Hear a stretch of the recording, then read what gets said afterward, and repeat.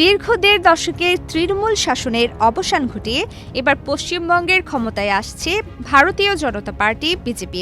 সদ্য সমাপ্ত নির্বাচনে ২/৩ সংখ্যাগরিষ্ঠতা নিয়ে জয়লাভের পর এখন বড় প্রশ্ন, কে হচ্ছেন পশ্চিমবঙ্গের প্রথম বিজেপি মুখ্যমন্ত্রী? বিদায়ী মুখ্যমন্ত্রী মমতা বন্দ্যোপাধ্যায়ের বিরুদ্ধে কোনো নির্দিষ্ট মুখ ছাড়াই লড়েছিল গেরুয়া শিবির।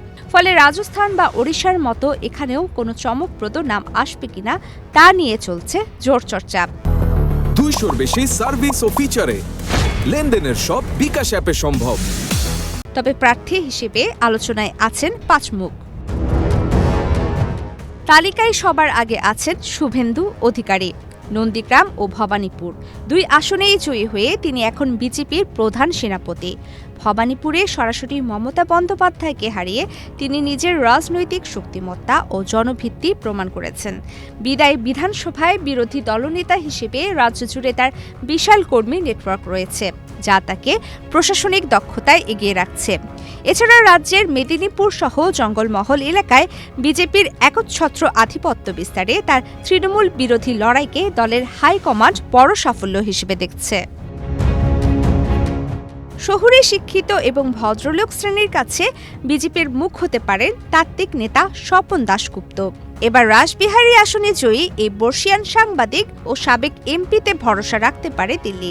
তবে রাজপথের রাজনীতিতে অভিজ্ঞতার অভাব তার দুর্বল দিক। দীর্ঘকাল রাজ্যসভার সদস্য থাকা স্বপন দাশগুপ্ত প্রধানমন্ত্রী মোদী ও স্বরাষ্ট্রমন্ত্রী অমিত শাহের অত্যন্ত ঘনিষ্ঠ এবং বিজেপির কেন্দ্রীয় থিঙ্ক ট্যাঙ্কের অন্যতম প্রধান। যদি কোনো হেভিওয়েট প্রার্থীর নামে ঐকমত না হয়, তবে কম্প্রোমাইজ ক্যান্ডিডেট হিসেবে কপাল খুলতে পারে বর্তমান রাজ্য সভাপতি শ্রমিক ভট্টাচার্যের। আরএসএসের দীর্ঘদিনের অনুসারী এবং পরিচ্ছন্ন ইমেজের এই নেতা দলের ভেতরে বেশ জনপ্রিয়। দলের দুর্দিনেও বিজেপির ঝান্ডা ধরে রাখা এই নেতা তার মার্জিত বাচনভঙ্গি ও রাজনৈতিক সৌজন্যের জন্য সর্বমহলে সমাদৃত। মমতার শাসনের পর নারী নেতৃত্বের উপর জোর দিলে উঠে আসতে পারে অগ্নিমিত্রা পালের নাম। ফ্যাশন ডিজাইনার থেকে রাজনৈতিক হওয়া অগ্নিমিত্রা আসানসোল থেকে টানা দ্বিতীয়বার জয়ী হয়েছেন। দিল্লি বিধানসভার মতো এখানেও নারী নেতৃত্বে ভরসা রাখতে পারে হাইকমান্ড। বিজেপির মহিলা মোর্চার সফল সভানেত্রী হিসেবে তিনি তৃণমূলের নারী ভোট ব্যাংকে ফাটল ধরাতে সক্ষম হয়েছেন। বিধানসভার ভেতরে ও বাইরে তার লড়াকু মেজাজ এবং উগ্র হিন্দুত্ববাদের বদলে উন্নয়নমুখী রাজনীতি তাকে দিল্লির পছন্দের তালিকায় রেখেছে। চমক হিসেবে আসতে পারেন সাবেক কেন্দ্রীয় মন্ত্রী স্মৃতি ইরানি। নিজেকে বাগচি বাড়ির মেয়ে দাবি করা স্মৃতি চমৎকার বাংলা বলতে পারেন।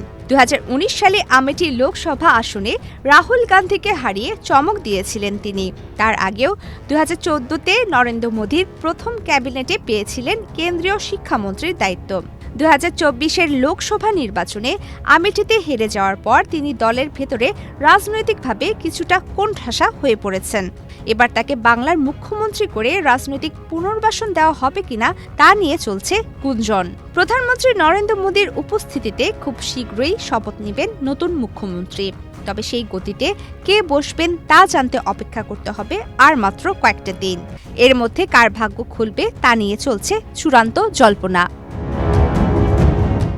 প্রমিতি কিবরিয়া ইসলাম, বাংলাদেশ প্রতিদিন।